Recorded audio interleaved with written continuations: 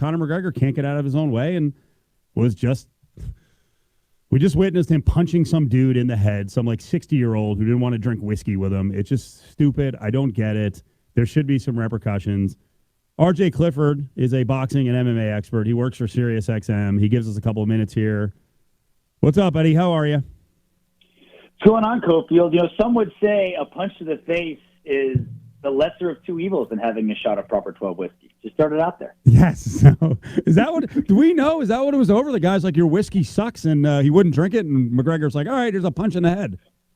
Well, you saw the video the same I did. I mean, Conor pours these shots at this bar, and this one of the guys is just completely ignoring Conor. And, you know, he doesn't take the shot. Other people do. And some words are exchanged. It didn't look like it was heated at all. And then he gets popped in the face. So, I don't know. Maybe he's just a big Jameson guy. Who knows? All right, let's put aside the comedic value of this spot for a second. I'll try. You and I have talked about this many times, and yes, I am mocked on by folks who do radio for you guys as Uncle Steve, and yeah, I trend a little bit older, and you know what, I tolerate a lot, man. I get the characters. I love trash talk.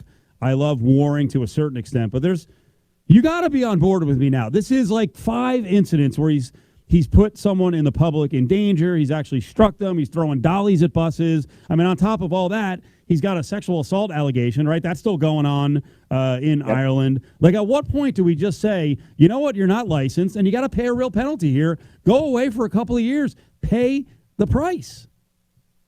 Well, that's the big question, right? Like, who is going to make him pay the price? I mean, we know the UFC isn't going to do anything. But this is not, honestly, this is no longer, to me, a athlete acting out on the field, right? This is no longer a athlete in the public eye. This is an individual citizen being a criminal and hurting other people. Like, these aren't victimless crimes. Like you mentioned, the dolly in the bus in Brooklyn, he had to pay for that. But the problem is, when he's in Ireland, he seems to always get away with this.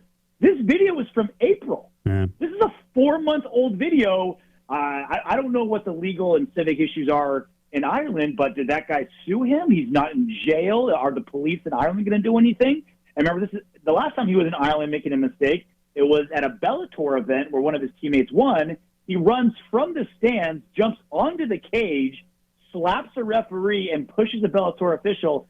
Still nothing from the Irish police. So is Ireland just a lawless land where you can get away with this? Like, to me, that's the bigger issue here is a guy, an Irish citizen, misbehaving on his own land. He gets away with it. When he's in the States, he doesn't. When he's in the States, he's either the Nevada State Athletic Commission finds him for things that he's done. The mess in Brooklyn, he went to jail for that, had to pay some fines, and he's getting sued as well. When he's in the U.S., he pays a punishment. When he's in Ireland, he gets away scot-free. But he doesn't pay the ultimate punishment, with it, which is, you know, his license is stripped for a couple of years. Because the fines are... Because here's what happens every time he gets fined by the folks here in Nevada or in New York. They throw out this, you know, heavy fine. It always gets appealed. It gets knocked down. To me, either this becomes an immigration issue, like we're seriously talking government level stuff. He's not welcome in this country again, and then I guess the UFC could just have fights around the world with Conor McGregor, or one of the big commissions needs to step up, have a hearing, and listen to McGregor and go, you know what, you're not welcome to fight here. Your license is revoked for a couple of years. And it's hard if it was one big issue, right? Like, let's say he put some guy in a wheelchair in the streets or something major like that. It would be easy to do that. The problem is that on the grand scheme of things, each individual instance has been generally pretty small, right? Like, he pushed a referee. He knocked a cell phone out of some guy's hand outside of a club in Miami, and that guy sued him. I'm sure made a ton of money. It's all these little tiny instances. It's hard for me to say, look what he just did. He destroyed that guy's iPhone 7S. We should kick him out of the country forever. It's just this, like you said, Steve, it's this pattern of behavior where when it doesn't all add up because it's all different jurisdictions. But you and I have talked about this. This is just leading to something bigger. When he does eventually do something that's reprehensible and can't be taken back, we can't say, oh, this came out of nowhere. Oh, my God, I can't believe he did this. No, we all believe he's capable of doing something that bad. What do you think is wrong with him? Why does he keep doing this stuff? Is he just drunk with power and he's just being enabled? Is he an angry guy? Well, what's his problem? I don't know if he's any different than any other celebrity that's been able to get away with stuff over the course of a long time. I mean, what's made you brought up John Jones in the comparison. What makes them so successful in the cage? Well, they think they're invincible.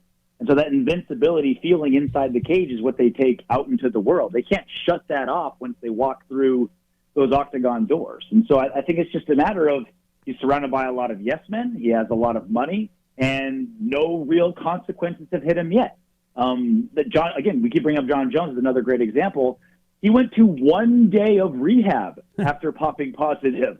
A day. And then he went and visited his brother at the AFC Championship game after that. DUI. He's still driving, multiple DUIs. He's still driving to this day. There's been no real consequences either from the people around them, from the UFC, and the people we should count on, law enforcement and the justice